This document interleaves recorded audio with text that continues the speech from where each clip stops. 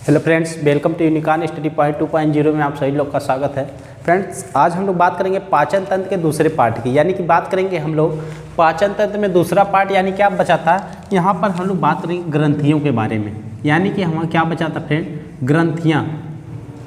बात करेंगे हम लोग ग्रंथियों के बारे में। ग्रंथियों में देखे तो सबसे पहले आती है लार ग्रंथियाँ। याद रखें फिर क्या होता है, लार ग्रंथियाँ जिसे बोलते हैं सलाइवा, लार ग्रंथियाँ। यानी कि बात करें मनुष्य में कितनी जोड़ी लार ग्रंथियाँ पाई जाती हैं या कितनी होती हैं, तो इसके बारे में हम लोग बात कर लेते हैं। मनुष्य में जो होती हैं 3 जोड़ी लार ग्रंथियाँ पाई जाती है, इसे याद रखेंगे, 3 जोड़ी लार ग्रंथियाँ पाई जाती है। 3 जोड़ी का मतलब हो गया कुल टोटल कितना हो जाएगा फ्रेंड, टोटल हो जाएगा 6। यानी कि बात करेंगे कहाँ कहाँ पर पाई जाती है। एक होती है सबलिंगुअल, सब मैक्सिलरी, सब मैक्सिलियरी, पैरोटिड, ठीक है फ्रेंड। सब लिंगुअल कहाँ होती है, ये जीभ के पास होती है। सब मैक्सिली, ये मैक्सिला हड्डी के पास होती है, मैक्सिला हड्डी के पास। मैक्सिला हड्डी की बात करेंगे कहाँ होता है फ्रेंड, जबड़े में। और ये कहाँ से निकलती है, कानों के पास से, ठीक है फ्रेंड। यानी कि सब लिंगुअल जीभ के पास से निकलती है, सब मैक्सिलरी मैक्सिला हड्डी जबड़े के पास से, पैरोटिड कानों के यहाँ से, ठीक ना। कितनी जोड़ी पाई जाती है फ्रेंड, 3 जोड़ी होती है। पीएच मान की बात करेंगे कितना होता है, 6.8 होता है। यहाँ पर जो मेन इंपॉर्टेंट क्वेश्चन बनता है उसको याद रखें फ्रेंड। इसका मेन इंपॉर्टेंट क्वेश्चन बनता है कि इसमें जो होता है 99% क्या होता है फ्रेंड, 99% जल होता है। क्या होता है फ्रेंड, 99% जल बनता है, तथा 1% जो होता है उसमें क्या होता है, इसमें होता है टाइलिन। क्या होता है फ्रेंड, टाइलिन होता है, टाइलिन या फिर स्लाइवरी एमाइलेस पाया जाता है, ठीक है। स्लाइवरी एमाइलेस पाया जाता है। ये बन जाता है हमारा कहाँ से, लार से। 1% क्या होता है, टाइलिन होता है या फिर एंजाइम होता है। एक प्रकार क्या होता है फ्रेंड, ये होता है हमारा एंजाइम। याद रखेंगे क्या होता है, एंजाइम होता है। जबकि ये क्या होता है, 99% जो होता है उसे क्या बोलते हैं, जल कहते हैं, ठीक है फ्रेंड।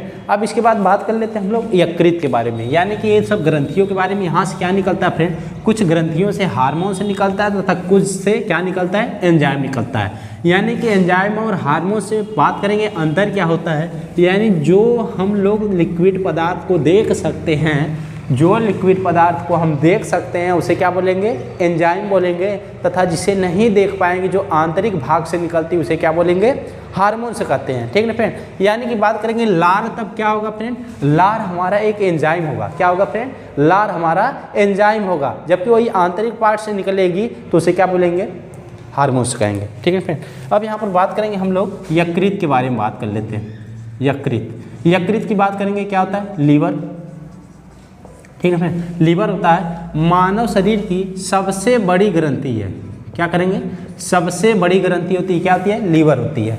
दूसरा पॉइंट इसमें क्या है, इसका जो वजन होता है 1.5 kg के आसपास होता है, 1.5 kg के आसपास होता है। ये भी याद रखेंगे, मानव शरीर की सबसे बड़ी ग्रंथि होती है और इसमें क्या होता है, 1.5 kg इसका वजन होता है। अब बात करेंगे यहाँ से क्या निकलता है, ये पित्ताशय से क्या निकलता है, पित्त रस, यानी कि बात करेंगे बाइल जूस निकलता है, बाइल जूस निकलता है। पीछे क्लास में हम लोग पढ़ लिए हैं कि कहाँ कहाँ से क्या निकलता है, थोड़ा सा यहाँ भी चर्चा कर लेंगे। यकृत की बात करेंगे, सबसे बड़ी ग्रंथि होती है मानव की, 1.5 से 2 kg के आसपास इसका वजन होता है। पित्त रस यानी कि जो होता है पित्ताशय, पित्त रस को पित्ताशय में इकट्ठा करके पित्त रस का क्या करता है, सेक्रेशन करता है। इसे अंग्रेजी में क्या बोलते हैं, बाइल जूस। ये क्या होता है, छारी होता है, जो कहाँ छोटी आंत में मिक्स होकर क्या बना देता है, भोजन को छारी बना देता है, ठीक है फ्रेंड। क्या बना देता है, छारी बना देता है। और ये क्या करता है, इसमें कुछ विटामिन यानी कि A, D, K वसाओं के रूप में क्या होती है, संचित रहती है। इसको याद रखेंगे, इसमें कौन सी विटामिन संचित रहते हैं, A, D तथा K क्या होती है, संचित रहती है। ये क्या करता है, अतिरिक्त प्रोटीन को क्या करता है, अतिरिक्त प्रोटीन को तोड़ता रहता है। क्या करता है फ्रेंड, इसको याद रखेंगे, अतिरिक्त प्रोटीन को तोड़ता रहता है। तोड़कर क्या बनाता है, इसमें यूरिया को अलग कर देता है। प्रोटीन को तोड़कर यूरिया को अलग करता है। यानी कि बात करेंगे ये अतिरिक्त प्रोटीन को तोड़कर उससे यूरिया को अलग करके यूरिन के माध्यम से बाहर कर देता है। यानी कि यूरिन कहाँ से निकलता है, क्षमता है, तो बात करेंगे जो यूरिन से यूरिया अलग होता है वो बात करेंगे हम लोग किडनी यानी कि गुर्दा, जिसे हिंदी में गुर्दा या फिर वृक्क बोलते हैं। क्या बोलते हैं? वृक्क बोलते हैं या फिर गुर्दा बोलते हैं। किडनी के माध्यम से छन कर क्या होता है, यूरिया बाहर निकल जाता है। यहीं पर बात करेंगे इसमें क्या होती है, लीवर में कुछ कोशिकाएँ होती है। याद रखिए फ्रेंड, लीवर में कुछ क्या होती है, कोशिकाएँ होती हैं जिन्हें क्या कहा जाता है, कूफर कोशिका। यानी कि लीवर की हिपैटिक कोशिकाओं के मध्य, लीवर के हिपैटिक कोशिकाओं के मध्य कुछ कोशिकाएं पाई जाती हैं जिन्हें क्या बोला जाता है, कूफर सेल कहा जाता है। याद रखेंगे लीवर के हिपैटिक कोशिकाओं में कुछ कोशिकाएं होती हैं जिन्हें क्या बोलते हैं, कूफर सेल कहा जाता है, कूफर कोशिका कहा जाता है। लीवर में हिपैटिक क्या होता है फ्रेंड, हिपैटिक वह पदार्थ है, क्या है, हिपैटिक वह पदार्थ है जो कोशिका का सबसे ज़्यादा पुनर्उत्पादन वाला पार्ट है, यानी कि भाग है। सबसे अधिक पुनर्उत्पादन वाली कोशिका कौन सी होती है, हिपैटिक। और हिपैटिक के अंदर क्या पाई जाती है, कूफर सेल कहा जाता है। ठीक है फ्रेंड, ये हमारा क्या हो जाता है, ये हमारा लीवर हो जाता है। अब इसके बाद बात करेंगे हम लोग अग्नाशय ग्रंथि की। अग्नाशय ग्रंथि की बात करेंगे, अपने आप में खुद प्रचलित होती है, क्योंकि क्या होती है, मानव शरीर की एक ऐसी ग्रंथि है, इकलौती ऐसी ग्रंथि है जिसमें क्या होता है, दोनों श्रावण होता है। यानी कि एंजाइम का भी श्रावण होता है तथा और उससे क्या श्रावण होता है, हार्मोन्स का भी श्रावण होता है। याद करेंगे अग्नाशय ग्रंथि की, अग्नाशय ग्रंथि, अग्नाशय ग्रंथि जिसे पैनक्रियाज भी कहा जाता है, इससे क्या निकलता है फ्रेंड, अग्नाशय जूस निकलता है। ठीक है, अग्नाशय जूस निकलता है। याद रखेंगे, मान लीजिए ये हमारी अग्नाशय ग्रंथि हो गई और इसके अंदर वाले पार्ट में मान लीजिए क्या हो गया, हार्मोन्स हो गया, तथा बाहर वाले पार्ट से क्या हो जाएगा, एंजाइम का श्रावण होगा। ठीक है फ्रेंड, इसको याद रखेंगे। कैसे याद रखेंगे, यहाँ पर याद रखेंगे हम लोग जो इसके अंदर पार्ट होता है, ठीक है फ्रेंड, इसके बाह्य पार्ट को एसिनर सेल कहा जाता है। याद रखेंगे इसके बाह्य पार्ट को एसिनर सेल कहा जाता है। ठीक है, जबकि आंतरिक पार्ट को लैंगरन्स सेल कहा जाता है, लैंगरन्स सेल कहा जाता है। ठीक है फ्रेंड, दोनों बातें याद रखेंगे। इसके बाह्य पार्ट को क्या कहा जाता है, बाह्य पार्ट को एसिनर सेल कहा जाता है, जहाँ से 3 प्रकार के एंजाइम निकलते हैं, तीनों याद रखेंगे, ट्रिप्सिन, याद रखें फ्रेंड, ट्रिप्सिन,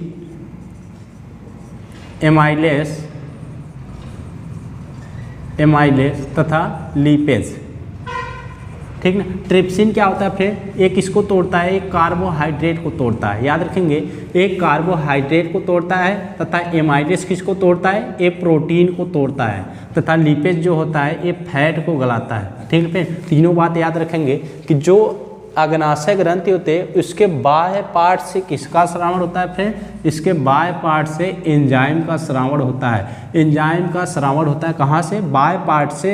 और इसके बाह्य पार्ट को कौन सा सेल कहा जाता है, एसिनर सेल कहा जाता है। इससे 3 क्या निकलते हैं, एंजाइम निकलते हैं, जिसे बोलते हैं ट्रिप्सिन, एमाइलेस, लिपेज। ट्रिप्सिन से क्या होता है, कार्बोहाइड्रेट को क्या करता है, तोड़ता है, एमाइलेस प्रोटीन को तोड़ता है, लिपेज क्या करता है, फैट को गलाता है। ठीक है, अब यहाँ पर बात करेंगे इसमें क्या होती है, आंतरिक पार्ट से हार्मोन्स का श्रावण होता है, जिसे लैंगरन्स सेल कहा जाता है। यानी कि यहाँ से क्या निकलेगा, हार्मोन्स निकलेगा। याद रखेंगे क्या निकलेगा फ्रेंड, हार्मोन्स निकलेगा। और यहाँ पर हार्मोन्स यानी कि 3 को होती है, इसमें बात करेंगे होती है अल्फा, बीटा तथा लेम्डा। ठीक है ना, यहाँ से ग्लाइकोजन निकलता है। याद रखें फिर क्या निकलता है, ग्लाइकोजन निकलता है, जबकि यहाँ से इंसुलिन का श्रावण होता है। ठीक है फ्रेंड, क्या निकलता है, इंसुलिन का श्रावण होता है। यानी कि लैंगरन्स सेल से ही क्या होता है, अल्फा और बीटा। यहाँ पर मेनली ये दोनों इंपॉर्टेंट बन जाती हैं फ्रेंड। ठीक है ना, क्या बन जाती है, ये दोनों इंपॉर्टेंट बन जाती है। अब यहाँ पर ध्यान सुनेंगे कि यहाँ पर जब अल्फा कोशिका हो, ये तो समझ गए क्या हो गया, यहाँ से एंजाइम निकला। अब आंतरिक बात, एक भी बात याद रखेंगे फ्रेंड, इकलौती ऐसी मिश्रित ग्रंथि है जहाँ से एंजाइम तथा हार्मोन्स दोनों का श्रावण होता है। अब यहाँ पर बात करेंगे हम लोग हार्मोन्स की बात करेंगे तो अल्फा कोशिकाओं से, यानी कि लैंगरेंज के अल्फा कोशिकाओं से क्या निकलता है, ग्लाइकोजन निकलता है, जो लीवर को प्रेरित करके इसे तोड़ता है। किस में तोड़ देता है, ग्लूकोज में, यानी ग्लाइकोजन को ग्लूकोज में तोड़ता है, जिससे ब्लड में क्या होता है, रक्त का स्तर बढ़ जाता है। ठीक है, याद रखें क्या होता है, अल्फा कोशिकाओं को, ग्लाइकोजन को किस में तोड़ता है, ग्लूकोज में बदल देता है। कौन, लीवर प्रेरित होकर इसको बदल देता है। अब क्या करेगा ये, जिससे ब्लड में क्या होगा, ग्लूकोज का स्तर बढ़ जाता है, यानी कि शुगर की मात्रा क्या होती है, बढ़ जाती है। वहीं बीटा कोशिकाओं से ये क्या करेगा, लीवर को प्रेरित करके उसमें इंसुलिन की मात्रा को बढ़ा देगा तथा यहाँ ग्लूकोज की मात्रा को कम कर देगा, ठीक है। इससे क्या होगा, बना रहेगा। लेकिन अगर कभी कभी यही होता है फ्रेंड कि यहाँ पर बीटा कोशिकाओं से इंसुलिन की मात्रा कम निकले या फिर निकले ही ना, कम निकले, तो इससे क्या होगा, शुगर की मात्रा हमारे ब्लड में बढ़ जाएगी। और शुगर की मात्रा बढ़ने को क्या कहा जाता है फ्रेंड, शुगर कहा जाता है। यानी कि शुगर का बीमारी इसी को बोलते हैं, यानी इसे क्या बोलते हैं, शुगर बोलते हैं, ठीक है। यानी हिंदी में बात करेंगे तो क्या होता है फ्रेंड, मधुमेह होता है। कौन सी बीमारी होती है, मधुमेह। किसके कम श्रवण से, इंसुलिन के। कौन सी कोशिका से निकलती है, क्वेश्चन कैसे बनता है याद रखिए फ्रेंड, बीटा कोशिकाओं से। कौन सी कोशिका से निकलती है, कौन सी ग्रंथि होती है, अग्नाशय ग्रंथि। कोशिका की बात करेंगे, बीटा कोशिकाओं से कौन सा हार्मोन्स होता है, इंसुलिन।